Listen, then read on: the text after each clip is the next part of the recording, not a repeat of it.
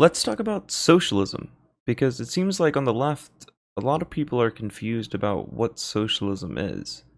And you can't really blame them with all the different groups on the left and their different interpretations of what anything within the left is, including socialism. And this was something I struggled with for the longest time. I remember when I was a social democrat and I wanted to be a socialist because I hated capitalism. I saw the flaws within it.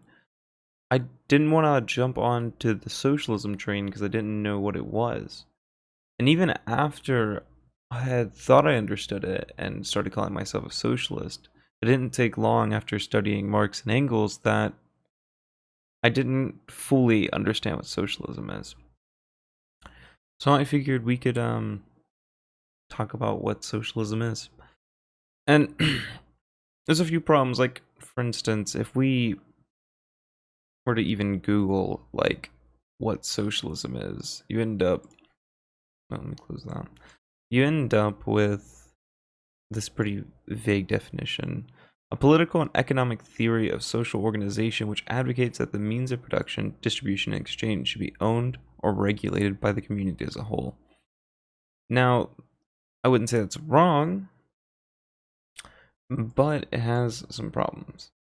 Because it's a little vague, like I said before, and I think what most people get out of that is the workers owning the means of production, which seems to be the one thing that most people know about socialism.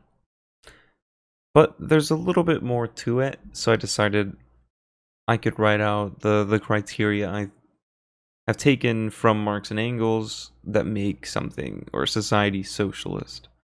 Um, so yeah, we'll start with the first one, which is the one I just stated. Uh, oh yeah, and I also am gonna draw this on here because I had tried to record this and I tried to do it like in a video essay format, and it just felt boring. So I figured maybe I could draw and talk about it like I'm a fake professor or something. So yeah, let's. What is socialism? Welcome to Socialism 101, baby. Okay. So number one. Fuck. Number one. Oh yeah, public ownership. Oh my god, this is so long. It means. Oh my god, I hate this pen. Of production. I know I have beautiful handwriting. Okay. Okay, so what does this mean? What is especially this part of the means of oh my god, of production. I cannot draw. Okay. Um yeah, so what are the means of production? Because don't we need to know what we're going to publicly own? I mean, that seemed problematic if we didn't know what exactly this was. And believe it or not, when I was first learning socialism, I didn't quite understand what this term meant. It just sounded really nice, you know, the whole like seize the means kind of meme. Let's talk about this. So this would be like all the things needed to do production. So like say you work somewhere, you probably need tools of some kind, whether that be like literal hammers and wrenches or maybe computers. The uh the raw materials that are used. Um oh my gosh, dude, my handwriting's awful. I'm so sorry. Okay.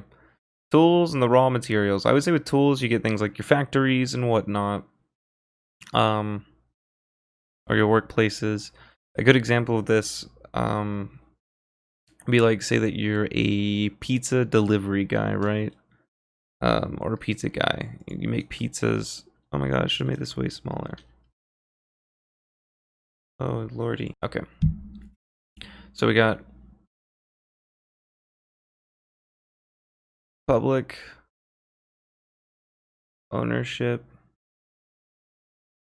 of the means of production. All right. And the means of production, like I said before, this bit right here, are like your tools. They're like the raw materials used. So like the example I was about to give before I needed to reset this all up was like, say you're like a pizza, like you work at a pizza place, pizza worker, okay? And I know about this from experience, okay? Papa bless. All right. So yeah, you work at a pizza place. So your means of production would be like, say, the pizza oven, um, like the ingredients to make the pizza, and then oh my god, I cannot spell either. Okay, the ingredients, and then say like the pizza cutters. All right,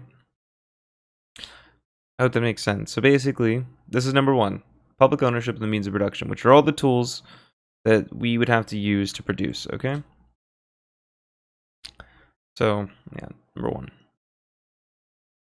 Number two is the abolition of general commodity production. Um, Now, what does this mean? When we're talking about general commodity production, we're talking about producing goods for exchange and profit. So basically, we would stop producing things just merely to make money. So, I mean, I think that's pretty self-explanatory. Like, you going back to the pizza example, we wouldn't make pizzas for profit anymore. Instead, what we'd switch to was something like making goods based upon society's needs. So based upon like use, like what's going to be used. So basically, you can think about this as going from profit to use. So we're going to stop producing things for this and start only producing goods for this, which is made possible by owning the means of production. We have control over the means of production. We can then decide what we produce. And this will be done through like some sort of planning, like planning like what we're going to need for the society. There's a lot of different like ways in which we'd plan that you can look into, but basically like that. We'd basically stop making goods to make money off of them, but making goods for what everyone needs. All right, number three. A lot of abolishing going on here. All right, so let me fix this tablet. Actually, we'll just move this. Okay. The abolition of money as capital. This sounds really confusing at first. To me, it did too, because we often kind of think of these two things as the same thing. But I guess think of money more as like a way to trade, like between things. And capital as something that can get means of production, land, and things like that. So when we own the means of production, we don't want people to be able to, buy the means of production back, or something stupid like that. So what we'd have is money, which we're going to need to be able to keep up with what we need to produce. Obviously there needs to be some sort of exchange going on so we can keep up with demand, so we can plan accordingly. So a good way we would see this, also we want to make sure people are like still working in society, giving to it, and then taking what they can. I mean, if we all want to live by the whole like what is it, to each Whatever. No, it's not to each. Whatever it is. You know, the from each according to his ability.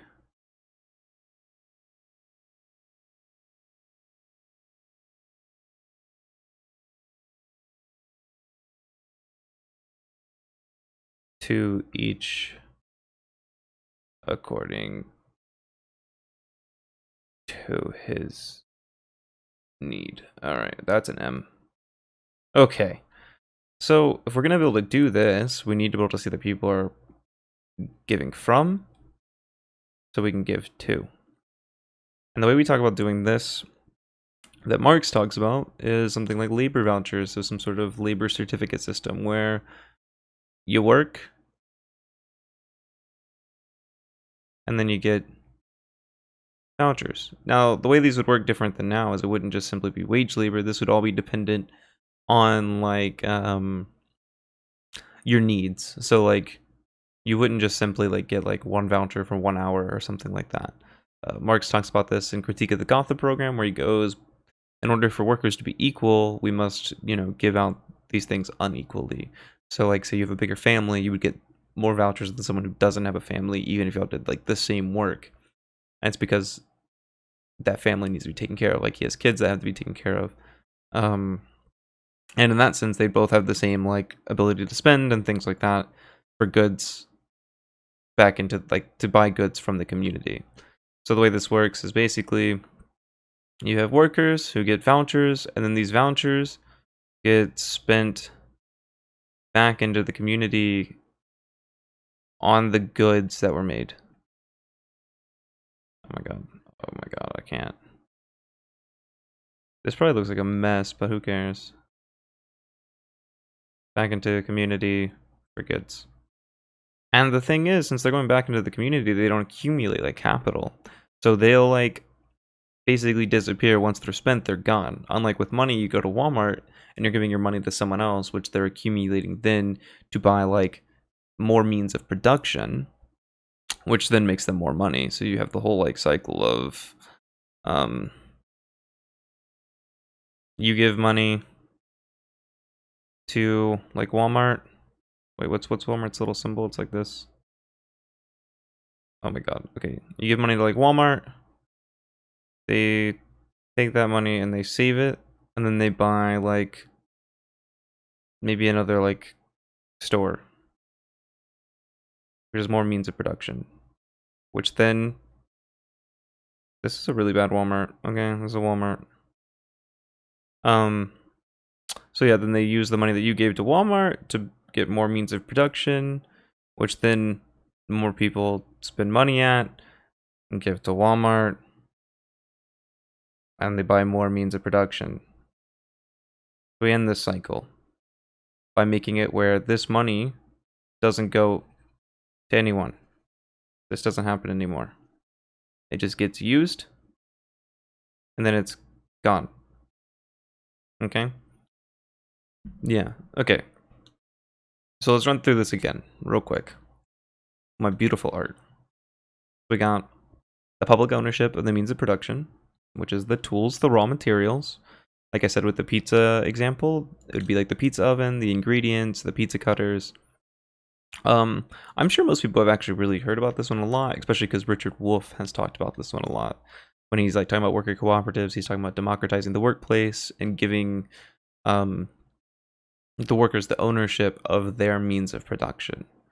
Now, we'd want to see this on a larger scale, probably, where we like nationalize all of industry, and then from there we like plan accordingly. We democratically plan the society. So like we plan like what we want to produce and how we're going to go about producing it, which then gets us into the abolition of general commodity production, which means we stop producing for profit and we can start producing for use. We stop trying to produce goods to make money, which like leads to things like overproduction and the boom bust cycle within capitalism, and we start producing only for the things that we like need. And this doesn't mean we'd only produce like the bare minimum. If we need something, like I saw this in a Destiny Zexazy debate where Destiny was saying that he thought that Zexazy was saying that we would just stop producing like new technology because we'd stop producing things. But that's not true. If we decided that we saw someone came up with some technology that needed to be made, we could democratically decide to put resources to that and produce enough to make that happen. So yeah, this is basically we're just deciding what we want to produce, and we're not producing it for profit. We're merely producing it for what needs to be used, not to make money. None of those things. All right, and then third is the abolition of money as capital, which is the idea that we end the cyclical accumulation of capital, and we just merely use something that can keep up with exchange. So we know what goods are being taken and who's doing labor. And from there, we can then create some sort of system for our planned economy, because there has to be some sort of organization. But yeah, I would say these are the three main criteria that make up socialism. You may also see the public ownership of the means of production as the abolition of private property. They basically would mean the same thing. Usually when we're saying the abolition of private property, we're talking about land and stuff, but that could easily be thrown into the means of production.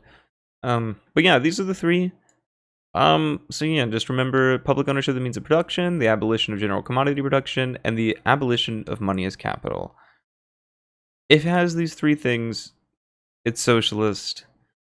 If it doesn't, it's not. And I hope this was really simple because I would have loved to have something like this when I was first joining leftist spaces, because it used to really confuse me when I would see people fighting about was this socialist, was that socialist, and then the different definitions of socialism. And it just made it really hard to understand, to the point that I actually had to go read theory, and it's usually why I tell people to read theory. But I figured you shouldn't have to read theory just to understand what socialism is, since you're going to be fighting for it. So I might as well come up with a really simple explanation of what a society needs in order to be socialist. Anyway, I hope this helped. I hope you enjoyed my awful, ugly drawings. I'll see you next time.